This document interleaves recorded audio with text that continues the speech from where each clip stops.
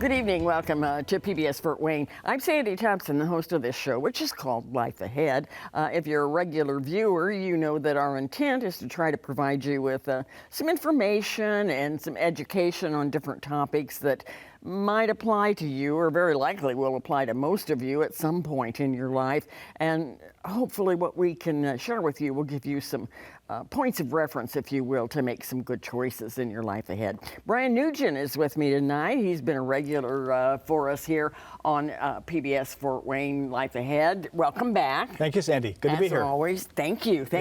And Bryan, by the way, I'll tell you now, always gets a lot of phone calls. So if something strikes you and you want to ask a question, get on the phone. We do have a phone operator in the control room that will answer your call. And if you're comfortable talking to us live on the air, Bryan likes that, because if he has a question back to you, you're right there on the phone. If not, the operator will take your question, type it up, and send it out here in the studio to us on the teleprompter. That works? That's perfect. Thank you, Sandy. All right, we're going to talk about some statistics and some things that happen as you age. Bryan, as you know, when you've been with us monthly for quite some time, and a lot of times we talk about estate planning and that sort of thing as people move into some senior years, but you often sprinkle your information with, I would say, alarming statistics, and that's always such a surprise. Baby boomers is a big topic because there's so many people in baby boomer range now. Right. What does that mean to planning? So baby boomers in the United States, 10,000 people a day hit age 65. That's what 10,000 people a day turn 65. It's the fastest growing portion of our population. We have not hit our peak yet. And we will continue growing. That age group will continue growing up until like maybe 2050. So it's a very long time where that age group, people are turning 65 and maturing and figuring out what to do, of course, with their estate planning and elder law. That whole bubble of our population, quite frequently, those are clients that are speaking with elder law attorneys, estate planning attorneys. And one of the topics that comes up typically is, gosh, as I'm aging, are there costs related to that I might be able to plan for? Are there things of which I should be aware? And so some of the costs, I think, are relevant, and for in-home care and for care, let's say, at an assisted living facility or care at a nursing home, memory care unit, those topics are very relevant, and I would think members of our audience would have some of those same concerns, not only for themselves, but possibly children, as they have parents that are aging. They may also be curious to know, gosh, what are those costs of care that I may be facing for either myself or for my parents? You know, Bryan, in lieu of other things we've talked about in this arena in past shows, you've shared that as people are getting older, baby boomers now especially in that category, they prefer to stay at home if possible with home care or home health care rather than going to a facility. Do you see that change? I don't see it changing at all. In fact, I think that a common conversation between an estate planning elder law attorney and their client would be, how do we keep you at home realistically, so long as it makes sense, and how do we pay for that care if you are remaining at home? So I would say, for myself, when I'm speaking with my clients, other attorneys speaking with their clients, we really are focusing on, how do I set you up now so that you will be able to get that in-home care that you need and that you want? We want the most least restrictive environment for ourselves and for our clients as they age. So oftentimes folks will be exploring, how is it that I'm going to pay for that care? They may be thinking about, they'll come in asking questions about Medicare. Does Medicare pay for my in-home care? Do they? Medicare does not pay for one's in-home care. That's a common misconception, that people will think, oh, I've got Medicare, I've got great insurance, they cover everything. As I age, I'm going to be able to use Medicare to pay for care in the home.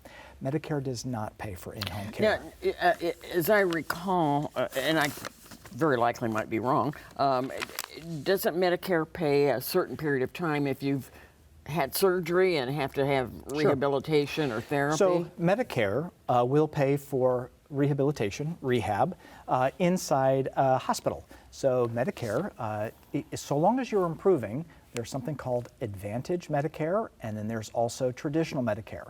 So Advantage Medicare will pay up to 20 days of rehab after you've had a procedure, a knee, hip replacement, knee replacement, you took a tumble, something like that. Don't you have to go straight from the hospital to? You do, yeah. So you're in the hospital first. You're in the hospital first. You have your stay, your procedure. You're then discharged to rehab. What's confusing about the Medicare, and we're kind of talking about two different things here, but Medicare paying for you is that people are used to seeing Medicare pay for one's rehab at a nursing home, but actually it's the rehab portion of the nursing home that they're paying for. So under the same roof, you may have rehabilitation and you may have longer-term skilled care.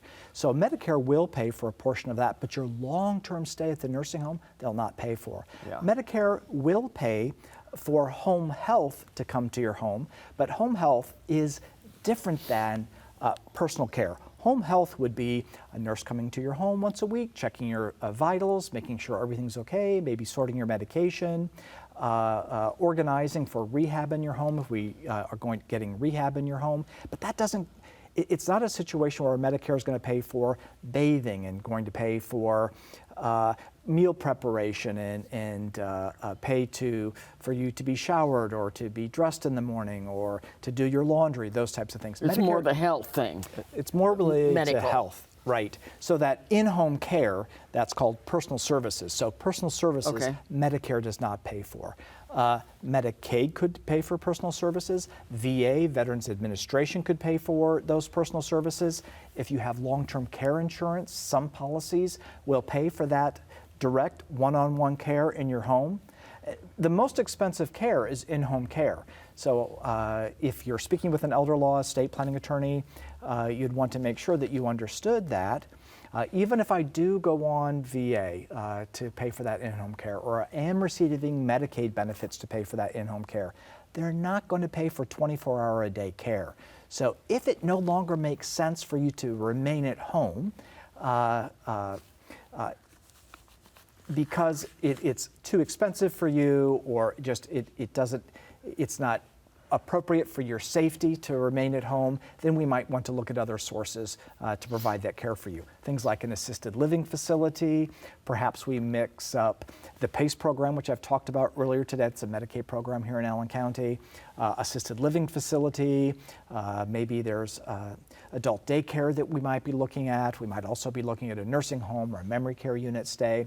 So if you don't have the resources to pay for that 24-hour-a-day care inside your home, and we're needing to look elsewhere, that's oftentimes when folks would be speaking with an elder law attorney about how do I protect my assets, how do I secure benefits to pay for that care if I don't have that long-term care insurance policy that will pay for it. Are you finding with baby boomers, but others as well, an increase in cognitive decline, dementia, Alzheimer's? So I don't know that there's necessarily an increase. The reason that so right now, just over 7 million people in the United States have an Alzheimer's diagnosis, and that's based on 7 million. 7 million. Wow. Just a few years ago, it was a little over 5 million, so 7 million. But remember what we talked about at the top of the hour, or top of the program today. We talked about baby boomers, and we talked about 10,000 people a day hitting age 65. So because of that growth in that segment of our population, you're going to see more and more of those dementia diagnoses. It's diagnosed a little around every 60 seconds currently, and that will be going to around every 30 seconds by the year 2050, unless we are able to find some type of a treatment to either retard or slow the growth of the disease or to eradicate the disease. So it is a very big concern for folks as they're aging. Am I going to have cognitive decline as a result of some type of a dementia? As I've mentioned before, dementia is like a giant arc, and there are different types of dementias. The most widely diagnosed or most commonly diagnosed type of dementia is Alzheimer's. We also have Lewy body, we have frontal temporal, we have Parkinson's dementia, there's something called Pick's disease. So there are all different types of dementias that somebody could be diagnosed with Alzheimer's just happens to be the one that folks are diagnosed most frequently with. So when clients are coming in and speaking to that elder law attorney and they're saying, gosh, my grandmother, my mother suffered from a dementia and they were in a facility for so many years, and I'm concerned if that's going to happen to me. How am I going to pay for my care? How is it that I'm going to preserve my house? How am I going to save the farm? How am I going to save my retirement for either myself, my children, my spouse? Knowing that we have that diagnosis happening so frequently in the United States. That's an interesting observation, and again, we keep using that word increase, increase. What does that do for or to you as especially an elder law attorney? Are people asking for different things? They're asking for different things. Typically, it's interesting. So when folks come in and they're speaking with me, or I'm sure speaking with their own counsel, they're seeing programs like this. They're reading articles. Their family members have been impacted. Friends of family have been impacted. And so it's prompting the question, gosh, I've made it to 68 years of age, 70 years of age, and I don't have any estate planning in place. Can you believe it? But what's prompting me to do that is a friend from high school has just passed away. A sibling has passed away. Somebody's been diagnosed. So it's an eye-opening experience. Oh my gosh, I'm aging. The people around me are aging. So I think that because of that huge bubble of our aging population, there is a greater demand for elder law and for people to understand how that can help them to seek out that advice, how it can help them to protect their assets, how it can help them to secure benefits, and to better understand what's out there and what they're facing. So I don't know that it's simply as a result of the diagnosis of dementia. I think it's you have this larger bubble of population coming through. They're more aware of it. They're seeing how it's impacted their parents, friends, family, contemporaries. Yeah. And I think maybe, again, this is my theory based on the kinds of things I've heard here on the show, that people are more aware that there is help with elder law planning, with estate planning, and and I like the phrase asset protection. Right. People don't want to panic and think, oh my word, if I do have to go to a nursing home or a retirement center, am I going to lose all my money? Right. Let's talk about that. So there's no reason to lose all of your money. It breaks my heart, and I would say other elder law attorneys have the same impression when they hear the story that, gosh, mom lost all of her money. She went to the nursing home and we sold the house, we sold the farm, we went through the inheritance, and there really is no reason to do that. And when we're talking about asset protection, Sandy, we're really talking about doing it in advance. That's pre-planning. Pre-planning, or after you're already at the facility or shortly going to the facility, more crisis planning. So in my opinion, it's always preferable to do it in advance if we can create types of trusts that folks can use to put in appropriate assets into those trusts. And if they're there for a designated period of time, 5 years or more, for Medicaid benefits, 3 years or more for VA benefits, we're able to reach out and get those benefits from Medicaid, get those benefits from VA while protecting our assets. If we didn't do that pre-planning and we already have an admission to a nursing home, to a memory care unit, generally if you're working with an elder law attorney, you typically, if you're married, can protect all assets. If you're a single person, we typically say all real estate and maybe half or more of your other assets. Why? I mean, why is it different? It sounds like a single person then is punished. Well, it's not that they're punished. It's that there are. If you're married, your spouse has the right to a certain amount of money, and so an elder law attorney is going to work with you to make sure that we're protecting as much as you can. There are other processes that are in place that are recognized by Medicaid, recognized by the VA, that an elder law attorney is going to implement in order to protect those assets. So it isn't that you're being punished, it's just that those ways of protecting assets are different if you're a single person versus if you're a married person. So there's not punishment per se. It's that you're taking advantage of those opportunities that are there. So for example, if I was a married person filing my tax return, I might have more credits that I could take as a married person. Versus if I'm a single person and I'm filing singly, I wouldn't have as many deductions. So you're not necessarily punished when you're filing your state and federal tax returns, but there are different deductions that you can take if you're married versus if you're single. So if you think about it that way, and you think about it in relationship to protection of assets, and getting those Medicaid benefits or getting those VA benefits, it's kind of the same mindset, that there are just certain approaches or protections that we can implement if you're a married person that we can't implement if you're a single person. It's just so confusing. There's so much Don't be so confused. much you have, as you get older, there's so much you have to know. Yeah, I think that it's true. What are the most important things that you would tell our viewers or a client that you might have that come to you for the first time? Yeah, great question. I think one of the most important things for everyone to have in place, and it seems so simple, is a durable power of attorney.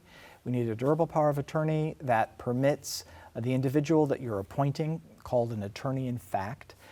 You're allowing that person to take certain steps or those steps that are necessary in order to protect your assets should you have that out-of-home placement. So attorney in fact and a durable power of attorney is the same thing? The name of the document is power of attorney. Okay. The durable part means if I become incompetent, it's still in effect. Power of attorney is you're appointing someone, and the person that you're appointing, their title is attorney in fact. Okay. You're appointing someone that can handle your financial affairs on your behalf. I would also say, in response to your question, not only do we want a durable power of attorney in place, but you'll want something called a healthcare representative designation, which in Indiana now includes living will language if you want it to. I also like to see HIPAA waivers, separate HIPAA waivers in place, even though it's buried in that healthcare representative designation. I think hospitals and doctors' offices are used to seeing a separate form. So I'd like to also have a HIPAA waiver. HIPAA stands for Health Insurance Portability and Accountability Act. It's a mouthful, but it allows someone to be able to see your medical records in order to assist you in making medical decisions. Speaking of medical records and papers and whatever, it's so, well, it's not confusing, it's more annoying maybe, like if you're going to the hospital, even for just a procedure or, you know, whatever, x-rays, anything. There are like so many forms that you have to fill out, and they're very lengthy. You don't have time to read them. They just say, sign here, sign here, sign here, and you're signing 5 or 6 things. So what I encourage folks to do is when you have the healthcare representative designation prepared, when you have your living will prepared, your HIPAA waiver prepared, send it to your primary care physician's office. Or if your primary care physician is part of a larger conglomerate, send it to the larger conglomerate so it can be uploaded to your medical file. So when you go into the doctor's office, you go to the hospital and they say, do you have advance directives? Do you have a living will? Do you have a healthcare representative designation? You can say, I sure do. In fact, you should have it on file. You should have it in my record. But that HIPAA waiver, every time you go in for a procedure, they'll have you sign a release. And you can think of it like, in order for them to speak to the insurance company, they can't just speak to the insurance company about what procedure they perform for you. You need to release them so that they can contact the insurance company and be paid for the service that they performed. Okay. All right. Well, that sorts it out a little bit. I still find it very annoying. Okay. Here's a question that James has called in about. He says, what advice do you offer to families who are disagreeing about inheritable assets? So and that's probably a typical situation. This is very typical. I think that my advice would be, if you're appointing the person to be your representative at the time of your passing or to be the trustee at the time of your passing, make sure that you're picking the right person. You're picking that mediator, you're picking that person that's strong enough to be able to withstand other family members complaining and having an issue. I would also say that if you're in that position of serving as the trustee or in the position of serving as personal representative, that you're very thorough with your accounting, you're very transparent with what's going on. People get this notion that, you know, it's taking too long or money's missing or somebody's taking advantage, which does happen, but not a majority of the time. So my advice would be If there's a disagreement happening in the family, that the person that's been appointed, they be incredibly transparent about what's going on. If somebody questions what the value of the home is or what the value of a certain item of personal property is, it often boils down to dollars and cents. Don't just get one appraisal, get two. Get two appraisals and average them. So if there's a hutch that was mom's and everybody loves the hutch and one person thinks it's worth lots of money and somebody else says it's worth nothing, have it appraised. Complete transparency. We even sometimes recommend, if the family is really disagreeing about the value of something, have a public auction. They can attend the public auction, they can bid on it. That tells you what the true value is. You may very well be paying less than you ever thought you would be, and so be transparent. Make sure that the person that's in charge is very thorough with their accounting. Mark down every penny and share that with great frequency with those folks in the family. I think it also starts at the beginning when the individual that's putting their estate plan together, that they're speaking with their counsel and they're being very clear to say, gosh, I've got 6 kids and let me tell you, 3 of them do not get along and we're going to be really having some challenging situations here. So think it through when you're putting your estate plan together and speak to the counsel, your attorney that you're working with, about what techniques can we put in place, what can we implement to make sure that I'm diminishing the amount of disagreement in the family, how is it that we can resolve those issues. Sometimes the person in the family should be serving as the personal representative or the trustee, and sometimes not.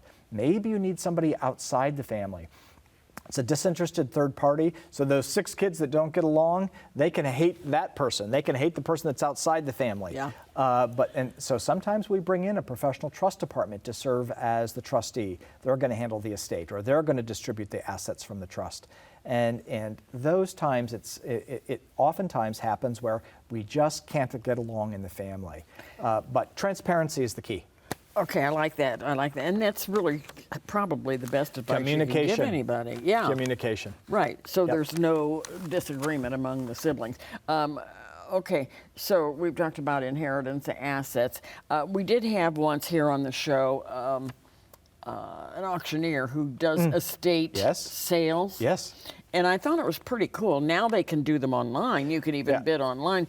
But he was talking about how they decide the price of everything. It's not, they don't just guess, that they research or have specialists in their companies, or even at that time as they're going through everything in your house to determine a cost. So they're probably more complete than maybe you might be in guessing. So that's my point of saying, hire a professional appraiser. Yeah. So hire that person. If there's that much disagreement in the family, spend a few $100s, get the appraisal. Nobody can challenge you. You're not the person in the hot seat now.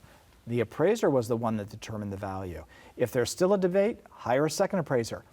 The appraisal, the span is typically really very close. There should not be a great discrepancy in what folks are determining the value to be. But in my opinion, that's one way to remove the heat from the person that's in charge of divvying it up and placing it in somebody else. Also, we oftentimes see an auction in the family. So everybody wants mom's hutch. Everybody wants mom's, I'm looking in the room here, cocktail table. So, okay. So here's the appraised value, here's we hired the expert. Now, are you willing to pay that? Yep, 2 kids are willing to pay it. Okay, let's do a family auction. Who's willing to pay that value plus $1, plus $10, plus $20? And eventually, right, whoever gets it, spends a little bit more money, gets the item. I will tell you though, if you don't want to spend money on having the appraiser come in, you can auction it off publicly. At the beginning of my career, the auctions that we did for personal property were the tent in the front yard and somebody there with a microphone and with a gavel, and that doesn't take place anymore. It's all done digitally, it's done electronically, online. You have people from across the United States and around the world bidding on certain things. I'll also tell you, oftentimes when there's a disagreement in the family about something, it really isn't necessarily about the value of it. There's oftentimes something kind of in the background that's causing that distress. Could be this sentiment. It could be that mom promised me I was going to be getting that, but they never put it in the will. They didn't put it in the trust. So regardless of what mom said, It doesn't necessarily mean it's going to go to that person, but oftentimes there's something in the background that's actually agitating the situation. But I'm a huge fan of auctioning those things off. It determines the true fair market value of it and takes the pressure off of the individual that was appointed. That's good advice, for sure. Anything you can do to simplify things and to avoid having to have, although sometimes it's a good thing, but having to have a probate judge make all those decisions if your family can. You can stay out of court. It will save you so much grief and so much money. And when you're in court, that can create a grudge, that can create hard feelings that never goes away. Yep. See? What did you learn? A lot. Thank you, Bryan. Thank you, Sandy. You'll see Bryan again next month here on Life Ahead. Meanwhile, I hope you all continue to watch us here on Wednesday nights at 7:30. Be safe and stay healthy, too.